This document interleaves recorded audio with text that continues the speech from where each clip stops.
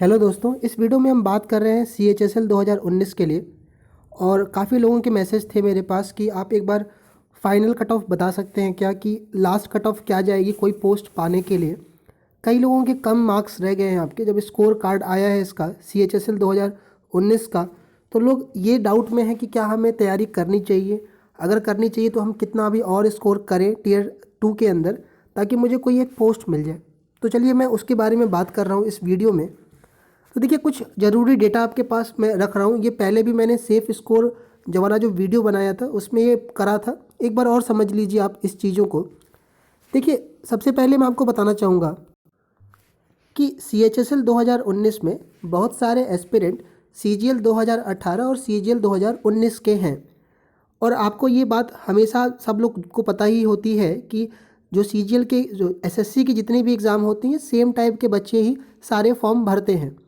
CGL 18 CGL 19 इन दोनों की ही final joining या फाइनल रिजल्ट का अभी प्रोसेस कंप्लीट नहीं हुआ है, जिसमें कि CGL 2018 का 31 मार्च को रिजल्ट का डेट है, फाइनल रिजल्ट, जिसमें लोगों को पता चल जाएगा कि किसको कौन कौन सी पोस्ट मिली है। और उसके 2 या 3 महीने बाद लोगों की ज्वाइनिंग स्टार्ट हो जाएगी। और एक बार फाइनल रिजल्ट आ जाता है तो उसमें ज्वाइनिंग में किसी को दिक्कत नहीं होती है कि आप कोई आगे किसी को दिक्कत आए। CGL 19 की बात कर ले तो CGL 19 में आपका टीयर 2 का रिजल्ट तो 28 फरवरी को है। और ऐसा उम्मीद लगाया जा रहा है कि टीयर 3 का भी रिजल्ट 1 या 2 महीने के अंदर निकाल देंगे, क्योंकि इसका एग्ज़ाम एक ही साथ ले लिया था। तो ये दोनों का रिज़ल्ट आना बहुत बड़ा गेम चेंजर है, बहुत बड़ा इम्पैक्ट डालेगा CHSL के रिज़ल्ट पर। कारण इसका साफ साफ यही होता है कि CHSL की जो जॉब होती है, लोग उसको इसलिए भी भर देते हैं कि क्या पता मैं कहीं बाउंड्री पे रह गया। बहुत सारे बच्चे हैं जो बाउंड्री पर होंगे, उनको उम्मीद नहीं है कि शायद हो पाएगा कि नहीं हो पाएगा, और मान लीजिए उनको TA की भी पोस्ट मिल जाती है तो वो CHSL की पोस्ट को स्किप कर देंगे, या CGL की कोई भी पोस्ट मिल जाएगी तो वो स्किप कर देंगे CHSL को। ठीक है। इसकी जो ग्रेड पे होती है, तो वो रीज़न होता है कि ग्रेड पे 1900 है तो सैलरी का इशू है। दूसरा, जॉब प्रोफाइल भी लो होती है, तो इस वजह से लोग CGL ही प्रेफर करते हैं, 4600 4200 2800 ग्रेड पे को ही करते हैं, इसको एज अ बैकअप देते हैं। तो इस बात को अपने ध्यान में रखिए। और CHSL 19 में तो बहुत बड़ी भीड़ है, इस चीज़ को आप दिमाग में रखिए। ठीक है। और कट ऑफ हाई रहने का भी एक कारण यही है। ठीक है।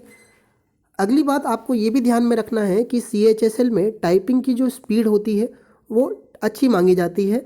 अच्छी का मतलब ये होता है कि आप, ऐसा नहीं है कि बिना प्रैक्टिस किए हुए ही 35 वर्ड पर मिनट, क्योंकि इसका 35 वर्ड पर मिनट होता है, वहाँ जा कर के टाइप करने लग जाओ। ठीक है। जबकि CGL में 27 वर्ड ही पर मिनट मांगता है। तो इसका भी एक इम्पैक्ट होता है कि लोग इसको सिर्फ एग्ज़ाम के एक्सपीरियंस के लिए देने चले जाते हैं। लोगों का मेन मोटिव CGL ही होता है या कोई और एग्ज़ाम है, लेकिन बस उन लोगों ने इसको ऐसे ही भर दिया स्कोर करने के चक्कर में। तो यहाँ से भी कुछ पब्लिक छट जाती है। उसके अलावा एक पॉइंट मैंने आपको इसमें नहीं डाला है, वो भी एक ये भी होता है कि बहुत सारे लोग अभी 10+2 के कुछ होते हैं ऐसे कि जिनका 10+2 का भी वो नहीं है, लेकिन तब भी वो भर देते हैं, लेकिन ऐसे लोग बहुत कम होते हैं। ठीक है।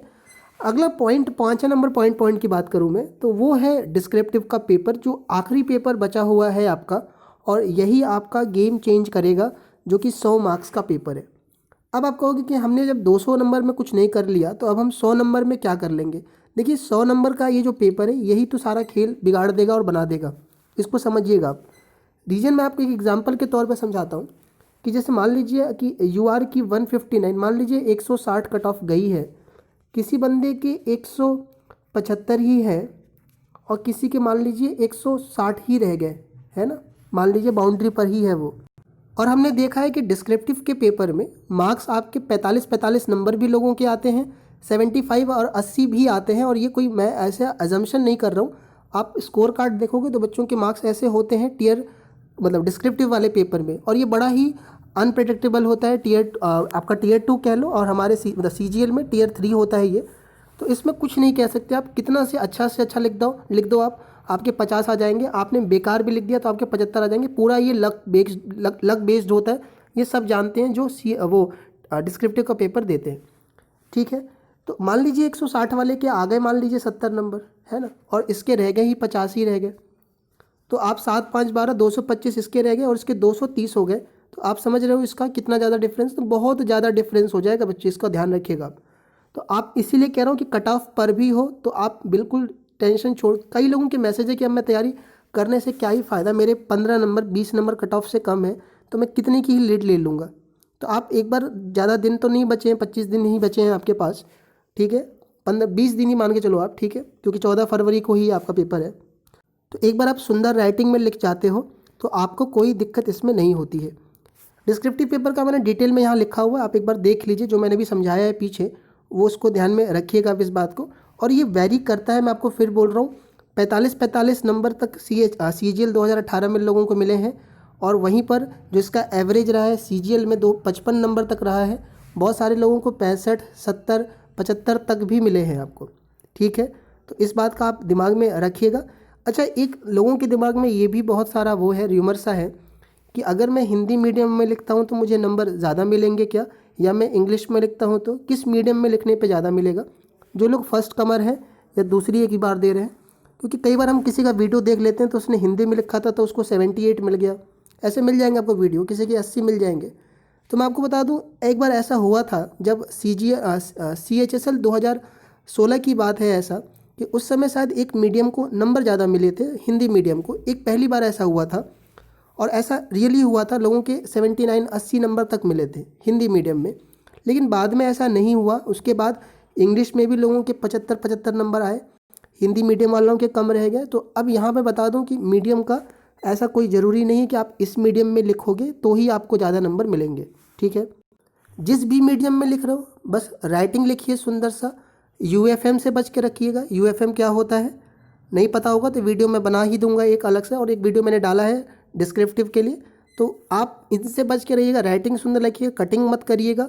जिस मीडियम में लिख रहे हो, लक बेस्ड पेपर है, मैंने बताया आपको, नंबर आपको मिल सकते हैं 60-65 तक भी मिल जाएंगे। राइटिंग सुंदर है तो आराम से आप मान के चलना 60+ तो आपके रहेंगे ही रहेंगे, इसको दिमाग में रखे चलिएगा। अब हम बात कर लेते हैं मेन मुद्दे पर कि आखिर कट ऑफ का क्या सीन है। देखिए, ये है वैकेंसी का चार्ट। उम्मीद है पूरी कि अब ये रिड्यूस नहीं करेंगे। ऑलरेडी इन लोगों ने रिड्यूस कर दिया है डेटा एंट्री ऑपरेटर का, DEO वाला, तो अब नहीं रिड्यूस करेंगे। वैकेंसी आप देख सकते हो 2330 आपके पास ये होगा। नहीं होगा तो टेलीग्राम पे मैसेज कर देना, आप मिल जाएगा आपको, वरना आप डाउनलोड भी कर सकते हो नेट से। वैकेंसी सेक्शन में SSC के जा कर के ये पड़ा हुआ है वहाँ पर। इसी के बेसिस पर आपको आपका एलोकेशन मिलेगा, आपको जॉब मिलेगी। और ये रही वो कट ऑफ जिसके बेसिस पर आपका कट ऑफ डिसाइड करा जाएगा फाइनल, और आपको पोस्ट मिलेगी। आप हर एक कट ऑफ कैटेगरी वाले अपने देख सकते हो।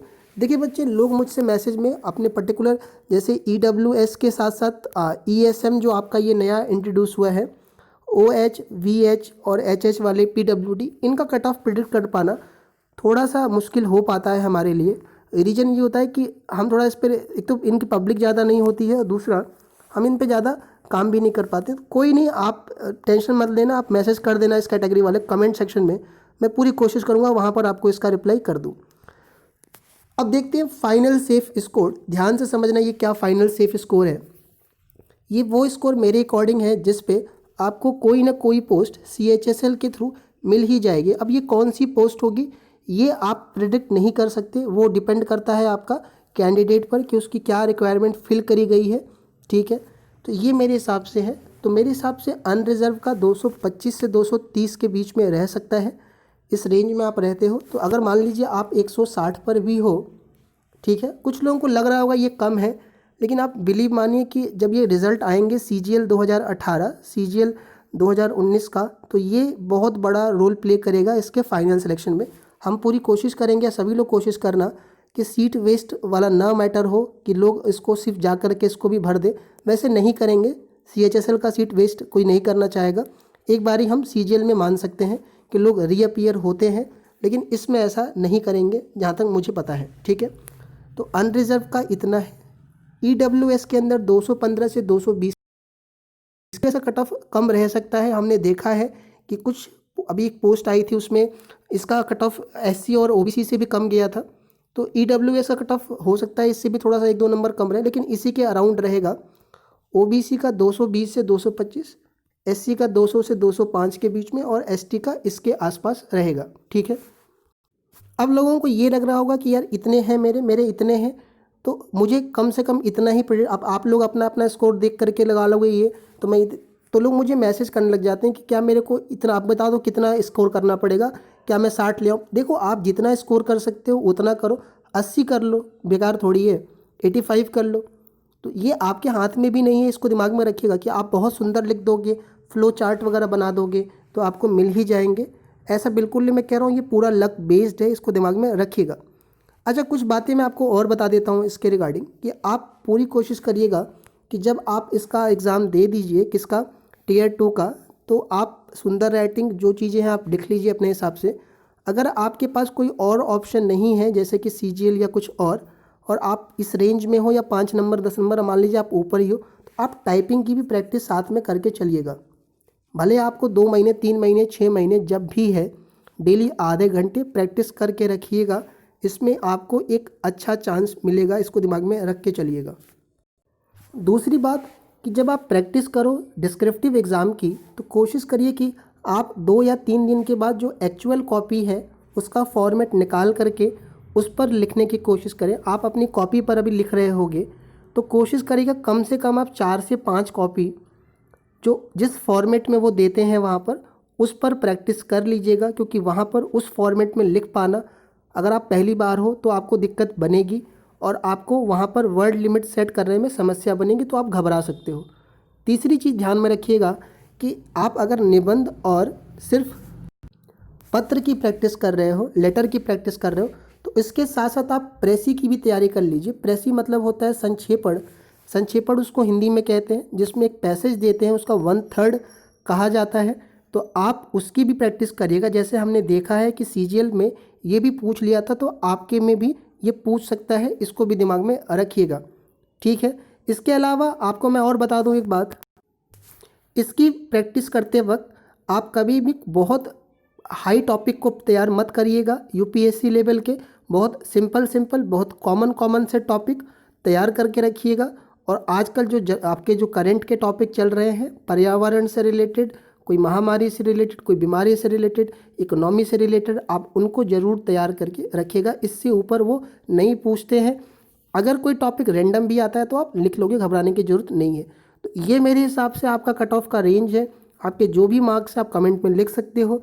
आपको कोई डाउट है तो कमेंट में पूछ लीजिएगा। टेलीग्राम का लिंक आपका पड़ा हुआ है डिस्क्रिप्शन में, आप उस पर मैसेज कर दीजिएगा। मैं कोशिश करूँगा वहाँ पर किसी भी तरह की आपकी किसी भी तरह का प्रॉब्लम होगा, मैं ट्राई करूँगा सॉल्व करने के लिए। अगर आपका रिप्लाई नहीं कर पाता हूँ तो बहुत सारे लोगों के मेरे पास मैसेज आ रखे होते हैं बच्चे, इस वजह से मैं नहीं कर पा रहा होता हूँ। बाकी मेरी भी कुछ क्लासेस वगैरह होती हैं अपनी, तो मैं इस वजह से फ्री नहीं हो पाता हूँ। फिर भी मैं पूरी कोशिश करता हूँ कि आपके रिप्लाई करने की, ठीक।